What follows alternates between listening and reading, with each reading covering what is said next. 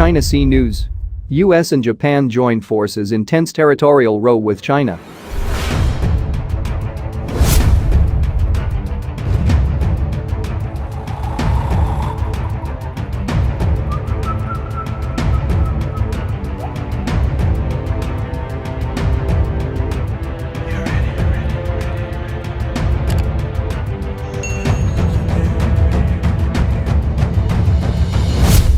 In response, the US and Japan have joined forces to address the situation. The row centers around a disputed and uninhabited group of islands known by Japan as the Senkaku Islands, though China refers to them as the Diaoyu Islands.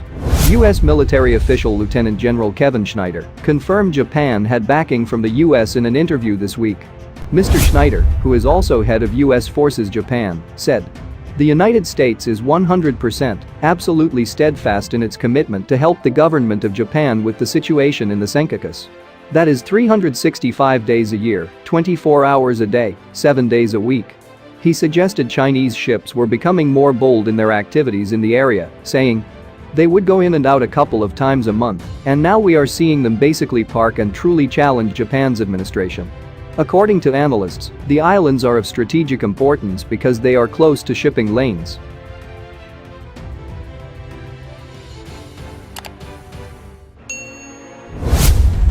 They are also popular for fishing, and it is believed they may lie near to oil reserves. Japan's relationship with the islands goes back to the 19th century, but their most recent claim of ownership arises from the Okinawa Reversion Agreement in 1971. Under this agreement, the US granted Japan ownership of the islands, which Japan had previously handed over after World War II. He added the US would be offering Japan surveillance assistance to figure out exactly what's going on in the water in and around the Senkaku. China responded to Mr. Schneider's statements, claiming it has an inherent right to patrol the area. Wang Wenbin, Chinese Foreign Ministry spokesman, said at a press briefing, "We hope that relevant parties will do something helpful to maintain regional peace and stability and avoid words and deeds that are not conducive to regional peace and stability."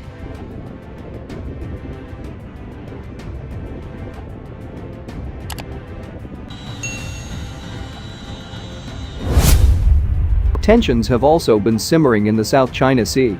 Earlier this month, US Secretary of State Mike Pompeo blasted China's claims to offshore resources in the area as completely unlawful. He said the nation had engaged in a campaign of bullying to control such resources. Mr. Pompeo said, "The world will not allow Beijing to treat the South China Sea as its maritime empire." In response, China accused the US of flexing muscles, stirring up tension and inciting confrontation in the region.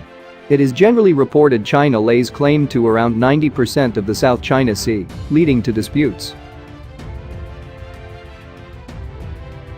As tensions between Taiwan and China continue to escalate, satellite images reportedly show amphibious armored vehicles and mobile missile launchers massing at military bases near the island nation.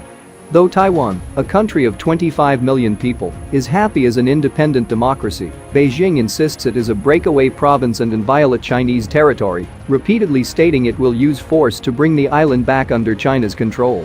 Now the images have shown the People's Liberation Army, PLA, moving the military vehicles into the Eastern Theater Command on China's coastal cities across the strait from Taiwan, with missile launchers well within range to hit any targets in Taiwan.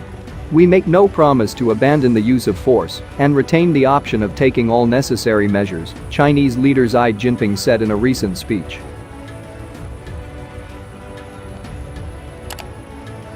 Under its one country, two systems policy, Beijing insists Taiwan is part of its sovereign mandate.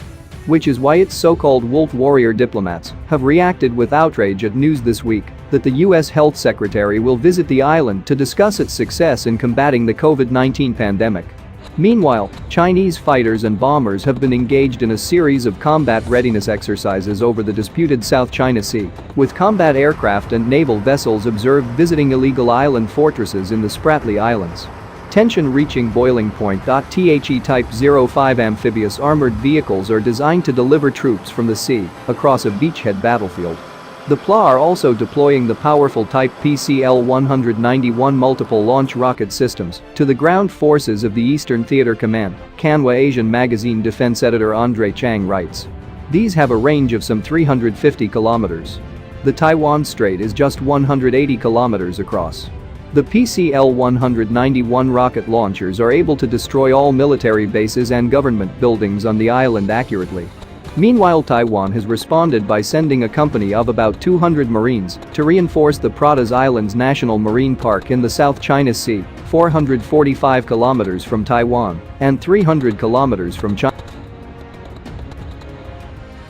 The Marines left for the Pratas about a week ago and will remain there on a short-term, rather than a long-term basis, a military source told the South China Morning Post. US gets involved. The increase in Chinese military activity has also been met with a response by the United States. Its surveillance aircraft have stepped up the extent and frequency of their activity in and around Taiwan, closely monitoring Beijing's forces. Bomber movements are being observed. Submarines are being tracked.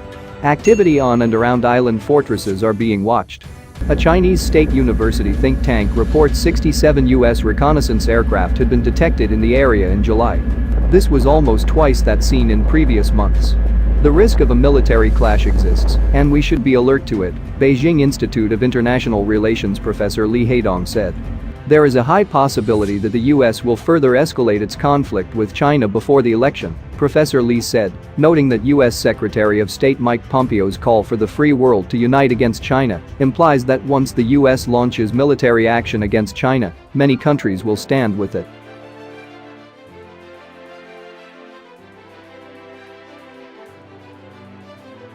Spratly surge. This week, Chinese state media has lauded a 10-hour flight by 6 of its Su-30 MKK fighter jets from the mainland to Subi Reef in the Spratly Islands. There they joined 2 Chinese Navy warships, a Type 054A frigate and a Type 056 corvette. These were photographed anchored in Mischief Reef's protected lagoon. The reef, unilaterally occupied by Beijing before being transformed into an artificial island fortress, is one of the largest features of the Spratly Islands, judged by the UN to fall far outside Chinese territorial control.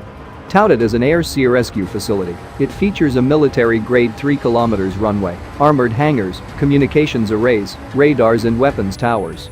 Philippines President Rodrigo Duterte has all but surrendered his nation's claim to the traditional fishing grounds, saying last week, "China is claiming it, we are claiming it. China has the arms, we do not have it. So, it's simple as that. They are in possession of the property. So what can we do? We have to go to war. And I cannot afford it. Maybe some other president can. But I cannot." Military analysts have noted that the 10-hour flight by the Chinese fighters to Subi Reef was unnecessary. At its cruising speed, the Su-30 needs only 3 hours to cover the distances they can fly at speeds of up to 2,100 km per hour, with a horizontal flying speed of 1,400 km per hour.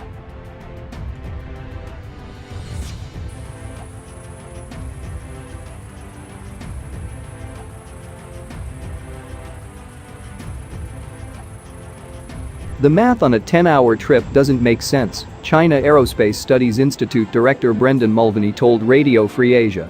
It's about 2,100 kilometers from Changsha, south-central China, to the Spratlys, which should only take 2 to 3 hours at typical cruise speeds.